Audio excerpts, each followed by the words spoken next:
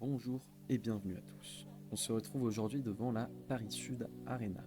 On se retrouve à la porte de Versailles, à peu près au sud-ouest de Paris, pour venir observer le tennis de table, le ping-pong comme on aime à dire par ici. Donc tout va se jouer dans des hangars qui ont été aménagés à l'occasion des Jeux Olympiques Paris 2024 pour accueillir les plus grandes stars de ce sport de la planète. Aujourd'hui, une grande foule présente puisqu'on va assister à la finale individuelle homme avec beaucoup de volontaires et de bénévoles présents sur cette infrastructure. On va soutenir Félix Lebrun dans cette petite finale pour la médaille de bronze.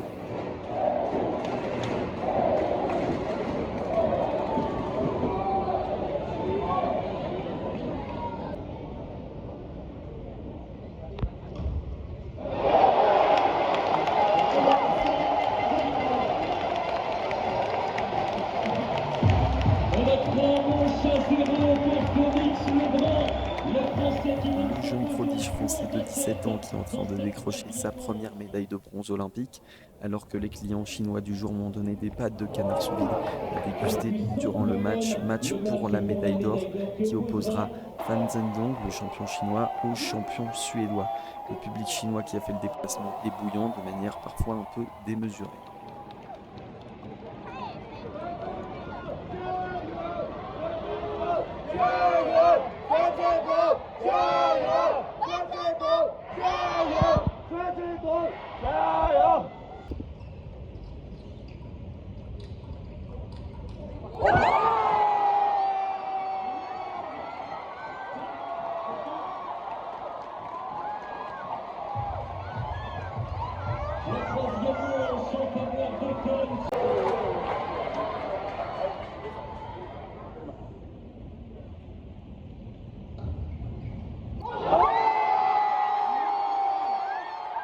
Nous venons d'assister sous les yeux ébahis de son public à la victoire du multimédaillé Fan Zhendong. Maintenant, place à la cérémonie des vainqueurs, en commençant par notre national, Félix.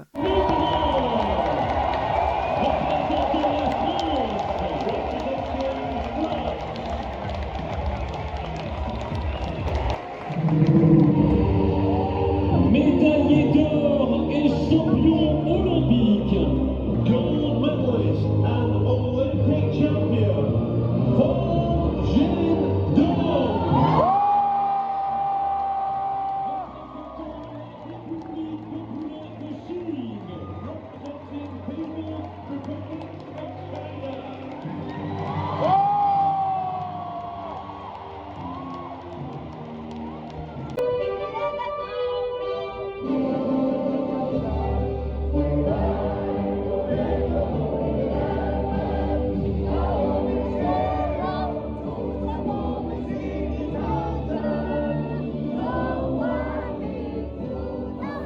Une fois que la très mélodique hymne de Chine a terminé de retentir, je laisse mes clients sur place et je prends le van direction l'hôtel Hilton Gare Saint-Lazare dans le 8e arrondissement. C'est un hôtel magnifique de la fin du 19e siècle qui a été construit à l'occasion de l'exposition universelle de 1889, la même pour laquelle a été construite la Tour Eiffel. C'est grandiose, une fois le hall d'entrée traversé, je me dirige vers la sortie, accompagné de ma camarade Lucia. Nous voici en route pour une mission plutôt originale aujourd'hui puisque nous allons au village olympique. Avant ça, petit tour des véhicules. Nous allons être dans 2 sprinters. Le sprinter, c'est ces gros vans Mercedes pour accueillir jusqu'à 16 passagers. J'ai bien rempli la glacière et les snacks. On est donc prêt. Avant ça, petit room tour. Table, siège en cuir, moquette. C'est magnifique.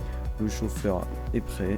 Je crois qu'on peut y aller. Pour ce faire, nous empruntons des voies dédiées, donc des voies Paris 2024, qui sont aujourd'hui devenues des voies de covoiturage. Et voilà, nouveau stop dans ces Olympiades.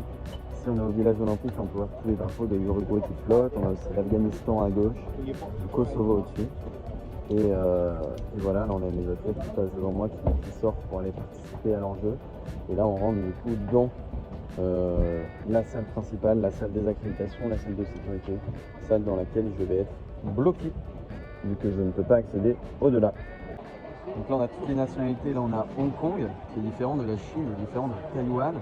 À gauche, on a l'Ouzbékistan, là, on a de la Slovénie, on a de l'Espagne, on a de l'Italie, on a du Mexique et des basketball anglais devant nous. Donc voilà, c'est une petite partie de tout le site olympique, mais c'est vraiment le poumon, là où tous les athlètes viennent se ressourcer. Puisque je suis bloqué un peu devant, je vais vous expliquer le pourquoi du comment. Dans la Thaïlande, les équipes, en gros, il y a un contrôle de sécurité de malade où les gens doivent envoyer leur dossier 2 mois à l'avance pour être fact-checké par la police française, notamment les services secrets. Et en fait, si tu renseignes mal une information qui est différente après de ce qui est marqué sur ton passeport, tu ne peux pas entrer au village olympique. Donc c'est le cas de 2 de mes clients. Donc là, ils parlent entre eux, ce qui me permet d'attendre. Mais donc voilà. Donc là, j'attends patiemment.